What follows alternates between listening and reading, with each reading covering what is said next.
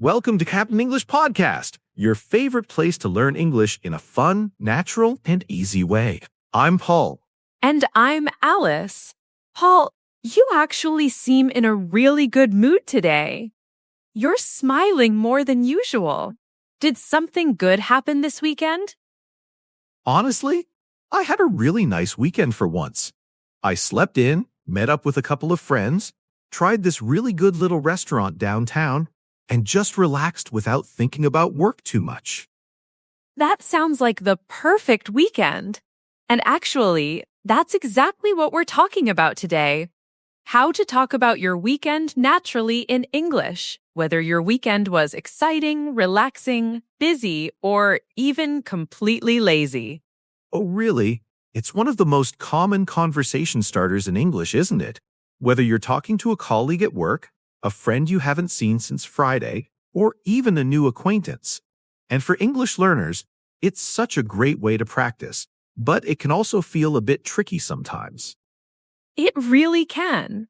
You want to sound natural, interesting, and make sure you're using the right tenses, especially the past tense.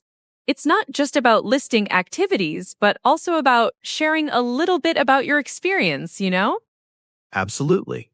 So today, Alice and I are going to break it all down for you. We'll give you common questions, how to answer them, lots of vocabulary, and show you how to keep the conversation flowing. All in simple English, step by step. So let's start with the very basics. Paul, what are some of the most common ways people ask about your weekend? Great question. The number one most common phrase, as you just mentioned, is, "How was your weekend?" Simple, direct, and universally understood. You'll hear this one everywhere. Right, and it's a general question, right? It asks about the overall feeling or experience of your weekend. Exactly. Another very popular one is, "What did you do this weekend?" or "What did you get up to this weekend?" These are asking for more specific details about your activities. Get up to is a very natural, informal way to say do. Oh, what did you get up to? That's a good one to know. It sounds very native.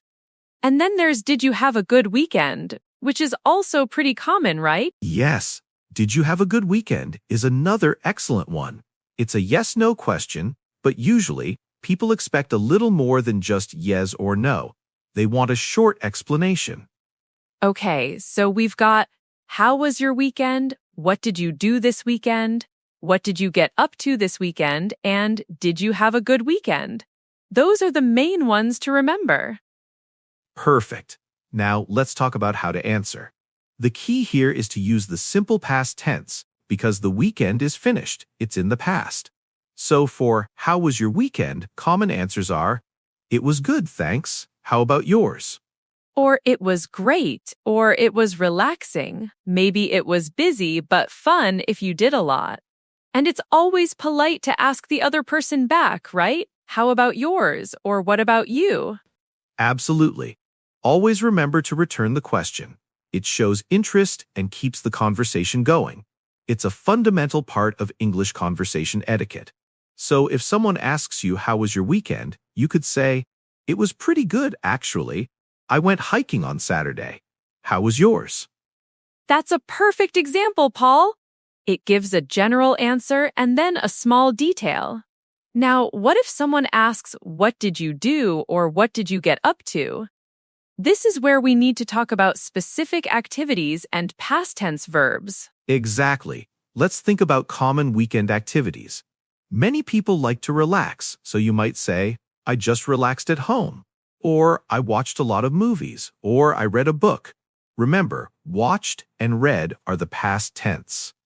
Yes, read is tricky because it's spelled the same as read for present tense, but the pronunciation changes. I read a book sounds like read. Very important for our listeners. Great point, Alice. Another common activity is spending time with family or friends. So you could say, "I visited my parents," or "I met up with some friends for dinner." Visited and met are the past tense verbs here. And don't forget hobbies or sports. I played tennis, I went cycling, I did some gardening. Played, went, and did are our past tense friends for these examples. Yes. And what about chores or errands? Because, let's be honest, weekends aren't always just fun, right?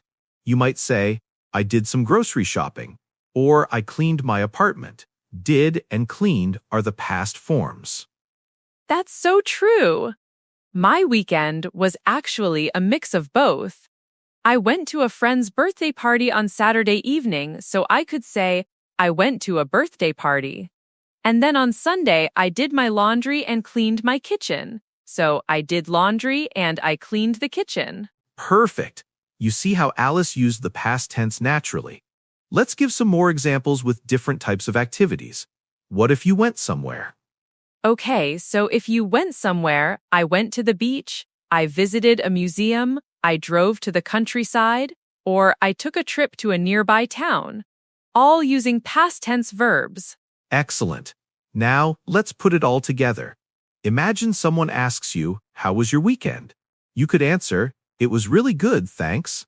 On Saturday, I went to the park with my family and we had a picnic.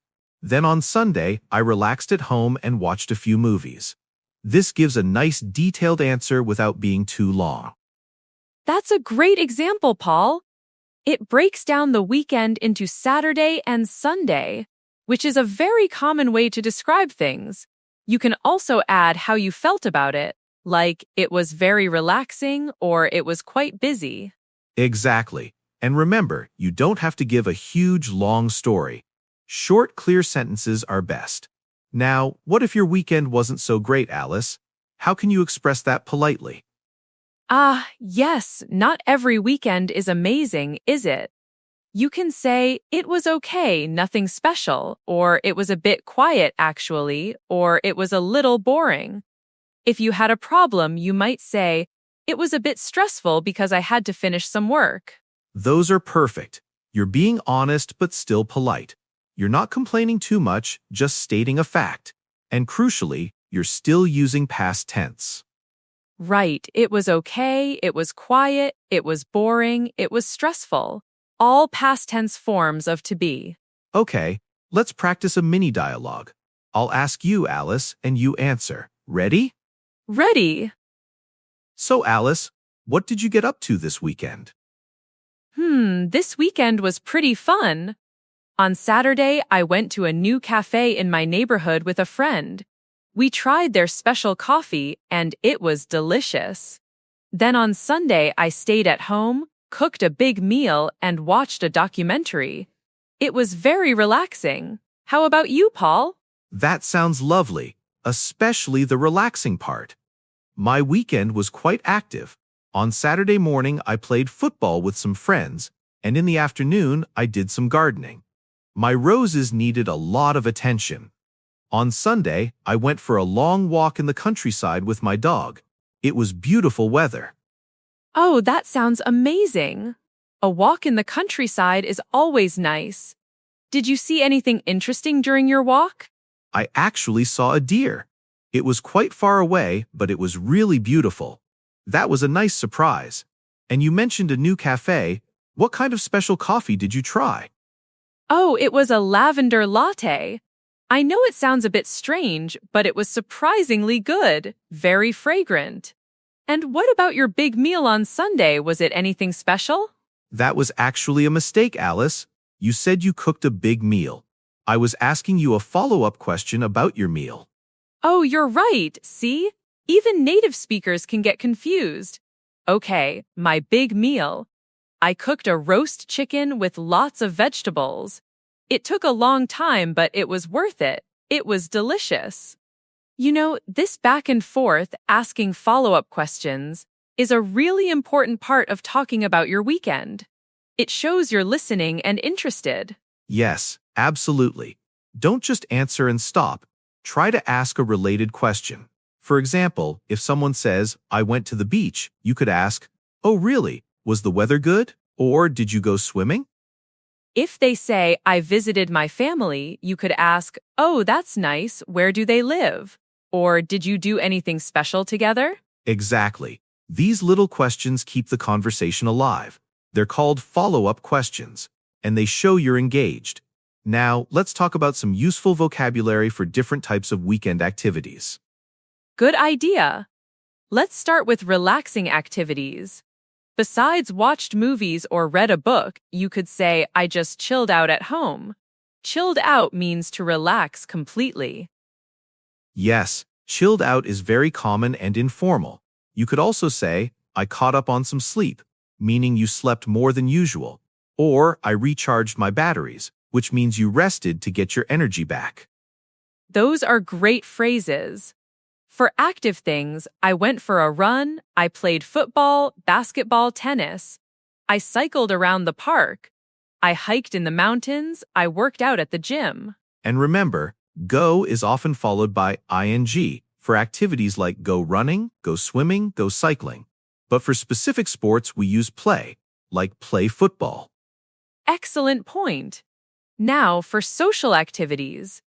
I had dinner with friends, I went to a party, I met up with my cousin, I visited relatives, I went shopping with my sister. And for errands or chores, I did the laundry, I cleaned the house, I went grocery shopping, I ran some errands, which means you did a few small tasks like going to the bank or post office. These are all fantastic. The important thing is to pick a few activities that you actually did and describe them using these phrases, and practice the past tense. Exactly. Let's do another quick practice. This time, I'll ask you about your "Did you have a good weekend?" question. Alice, did you have a good weekend? I did, thanks. It was pretty productive. I managed to finish a big project I was working on, so that felt really good. And I also had some nice time with my family. What about you, Paul? Did you have a good one? I did too, actually. It was really lovely. I spent Saturday morning at a farmer's market, buying some fresh vegetables, and then I spent the rest of the weekend cooking and preparing meals for the week. It was busy, but very satisfying. Oh, a farmer's market. That sounds like a wonderful way to spend a Saturday morning. Did you get anything particularly interesting? I got some amazing fresh berries and a really nice artisanal bread, and I also found some local honey. It was a good haul. You know, speaking of getting good things, if you're finding these tips and conversations helpful for your English learning journey, please make sure to subscribe to the Captain English podcast. Yes, please do.